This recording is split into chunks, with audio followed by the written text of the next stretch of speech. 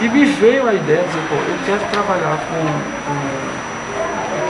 esse partido vermelho, eu quero trabalhar com a ideia do corpo e do corpo feminino.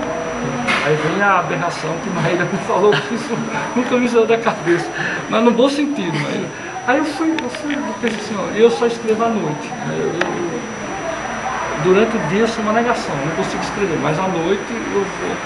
Aí eu pensei, aí eu fui pensando, ó, tem que ser violento, mas não precisa ser o violento a la Rousseau. Então eu pensei, o que é que um homem contemporâneo faria hoje? Um homem educado, com uma boa formação cultural, um cara que tenha várias namoradas e tal, né? Então eu fui pensando nisso. E aí me veio a ideia do espartilho. Eu já tinha lido uma reportagem sobre o espartilho e uma coisa que me chamou muita atenção é que as mulheres, elas no século XVIII até o século XIX, para emagrecer, ou elas usavam esse espartilho barbatana de tubarão, ou elas engoliam a solitária. Né?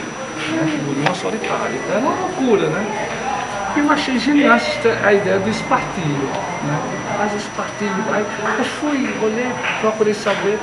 Bom, aí fui pensando, então esse cara vai ser um cara que vai comprar os catálogos de espartilho, né? E o B162 é como se fosse a medida geralmente você tem numa loja um produto, né? Espartilho e tal. Então eu fui pensando nisso, como é que esse cara vai matar essa mulher?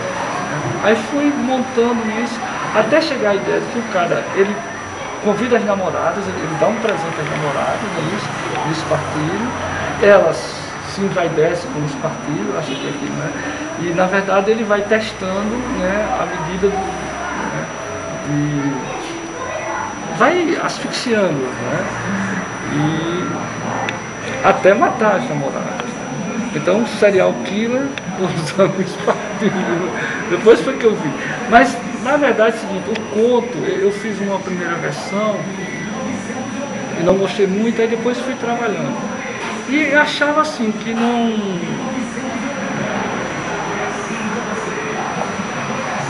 E pensei numa cena, a cena que ela escreve no espelho, né? E a mulher quando chega está escrita no espelho, né? Não conte minha vida, né? Na verdade eu pedi ao Rinaldo, se você for editar o conto, coloque essa frase em vermelho. Mas ele disse, não, tudo bem, mas não colocou, né?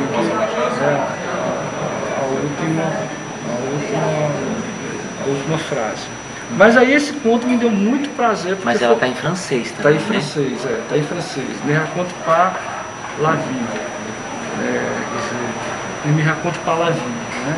Ou seja, não quero saber da sua vida, né? Se a gente pode dizer assim de uma forma mais. Mas aí me deu um prazer enorme. Quando eu acabei o conto, eu consegui ser cruel sem ser deselegante, sem ser elegante, sendo elegante, né? Então me deu um prazer muito grande, porque eu digo, ó, eu projetei uma coisa, né? Essa influência dos catálogos, eu pensei na minha adolescência, via minha mãe testando esses modos e tal. Então fui juntar essa coisa de um cara contemporâneo, que é um serial killer, e que atrai as mulheres e dá de presente um espartilho. Só que ele vai, né, asfixiando. Então o conto realmente é tão violento quanto uma pessoa dá um tiro ou uma facada, só que ele vai matando aos poucos, né? E eu vejo nessa coisa do serial killer, né, e do espartilho, né,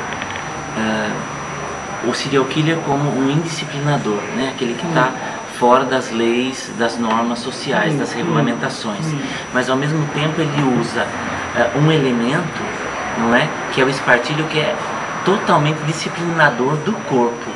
Certo, não é? Certo, então parece que tem um paradoxo constitutivo aí, né, e que você quer falar um pouquinho disso? Como que fica essa coisa, né? Do que está fora da lei e o que determina uma lei. E na verdade a gente fica vendo que não tem uma dicotomia entre esses dois lados, que elas estão juntas, né? E a gente que costuma, né, colocar essa separação do que é a ordem, do que é a desordem. Não é? Porque, veja bem, a ideia do corpo, há um corpo que sempre é um corpo em delito, né? Sempre é um corpo em delito. Né? E geralmente esse delito é uma questão de segmentação social. No caso de uma mulher classe média, né, esse corpo esse corpo, ele serve muitas vezes como mídia, como médio, né, para que a libido masculino se expresse. Né? Então justificaria um pouco essa ideia de que o corpo ele não está isolado de outros fenômenos sociais, né? Mas quando você trabalha, por exemplo, na ficção, então talvez a ficção ela seja melhor do que o discurso acadêmico, porque ela não tem esse compromisso com os referentes. Né? Então, a ideia é que esse corpo é um corpo moldado. Né? O corpo do espartilho é tão violento quanto as dietas. Certo? Não tem muita diferença entre você usar espartilho no século XIX e você fazer uma dieta maluca, né? Uma mulher de 20 anos, ou fazer uma lipo, né? E morrer por causa de uma lipo, né? Porque o seu corpo não está ordenado, né? A partir de um modelo. Então essa é uma dificuldade que a gente tem de falar do corpo, porque o corpo, ou ele é um corpo indelito, que pertence muito a segmentos sociais economicamente inferiores, mas aí depois eu vou mostrar o outro lado também que eu vejo. Ou é um corpo que é uma espécie de corpo médio, mídia. Né? Então cabe aqui todas as receitas da modernidade nesse corpo. Você vai testando. Sobretudo, o que é interessante é que esse corpo feminino, e aí você deve ter estudado isso também, ele veio se tornar público recentemente na história da humanidade. Porque antes, para os gregos, o corpo público era o corpo masculino. O corpo masculino. Inclusive, a grande crítica que se fazia a Sócrates é que ele não cuidava do corpo. Ele não cuidava do corpo. Ele frequentava o ginásio, né? Mas ele não cuidava do corpo. Então, esse corpo feminino é interessante. Aí